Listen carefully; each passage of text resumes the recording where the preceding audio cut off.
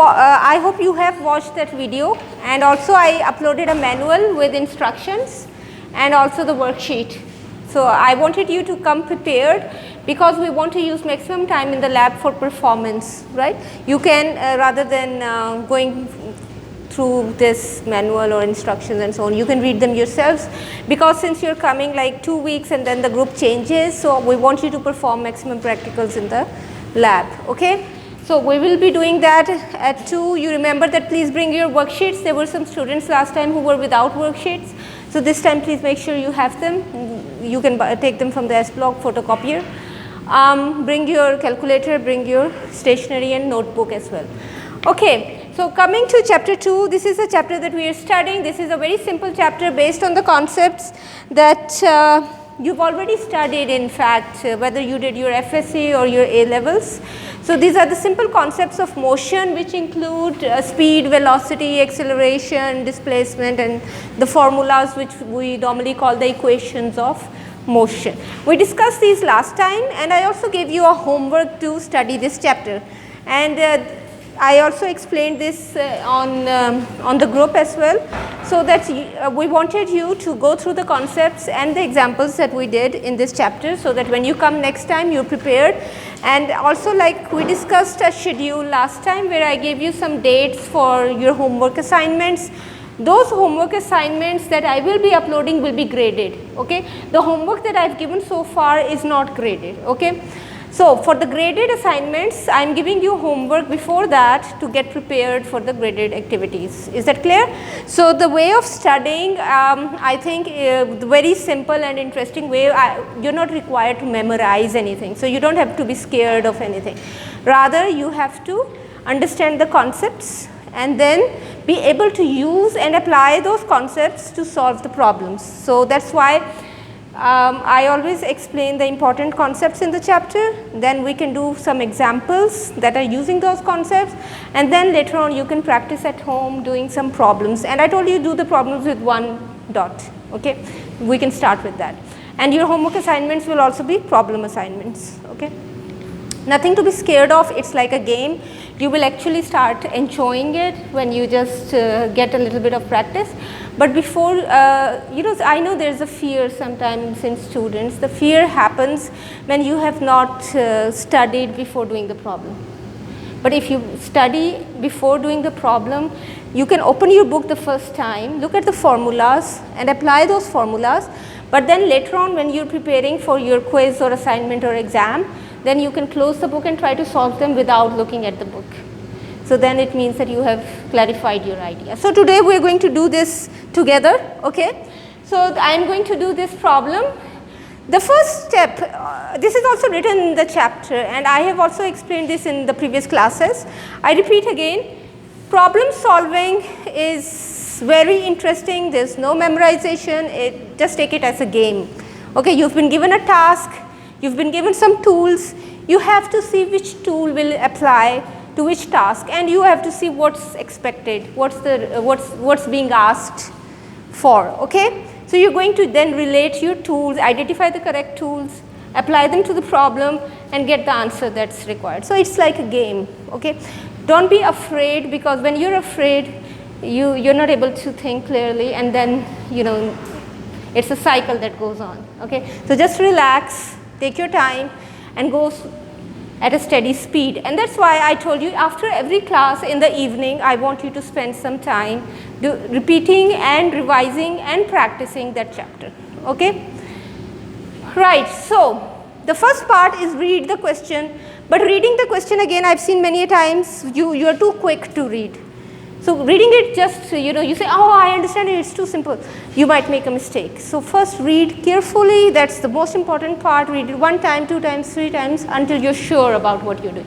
So you drive a beat-up pickup truck along a straight road for 8.4 kilometers, okay, at 70 kilometers per hour, at which point the truck runs out of gasoline and stops, okay. So over the next 30 minutes, you walk another 2 kilometers along the road to a gasoline station. Now that's the statement of your problem.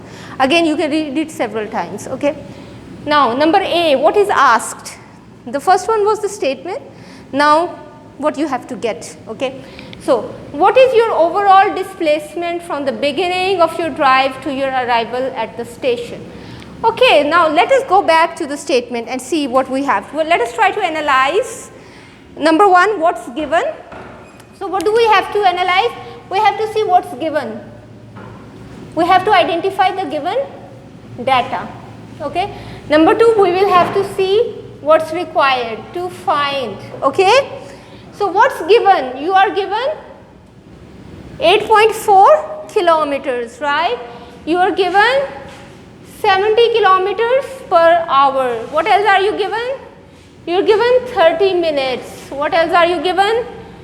You are given 2 kilometers. So that's your given data. You identify this and you can write it here. Okay. Another thing that we spoke about previously as well in the first chapter, look at the units. One of the common mistakes that are made when solving problems is all the units should be in the same system. If they are in different systems, you have to convert them and bring them to the same system, otherwise you will not get the correct answer, right? Okay, so in this case you can see this is kilometer, this is not the SI system. Okay, but sometimes if all the units are in the same system, even if it's not the SI system, you can still solve it, unless if particularly the answer is being asked in the SI system. So we can continue with kilometers, but if you have several quantities, like some of them in kilometers, some of them in meters, some of them in millimeter, then you will have to bring to one standard unit, which is the meter. But in this case, all the displacements, distances are in kilometers, we can keep kilometers. Okay, right. Kilometer, what it means? 1000 meters, right?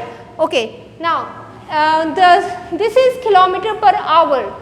Now if, for example, you have velocities that are given in kilometers per hour and then there is another velocity that is given in meter per second, this will mess it up. You have to come to one unit. But in this case, it's only kilometers per hour, so we can keep it.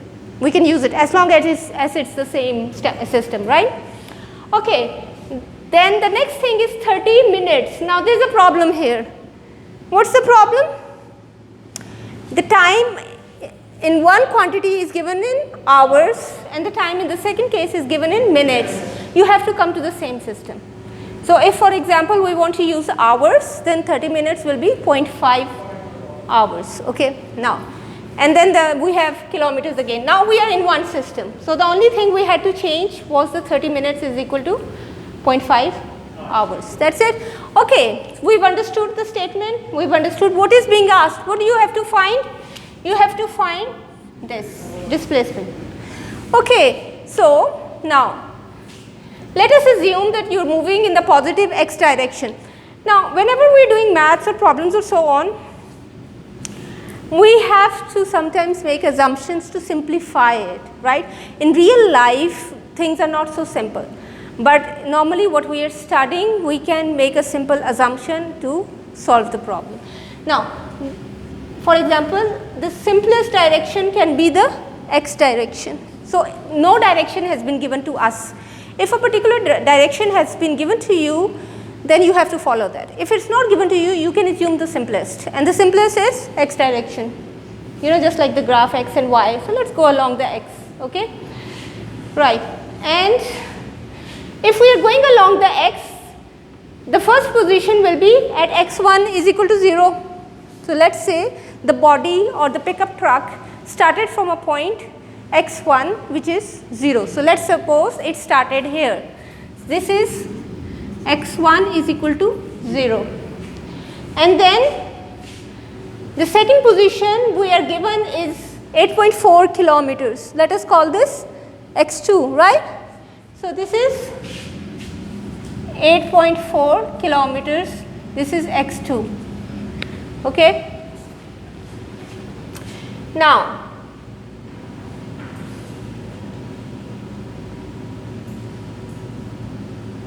okay, this is the station. No, wait a minute, it's 8.4 plus 2. You know, your truck was going up till a certain point, okay, 8.4 kilometers, when you ran out of gasoline or petrol, let's say. In our case, we are using petrol, right? In some countries, we are using gasoline. We were also using gas sometime before in Pakistan as well. So that's okay. So you ran out of petrol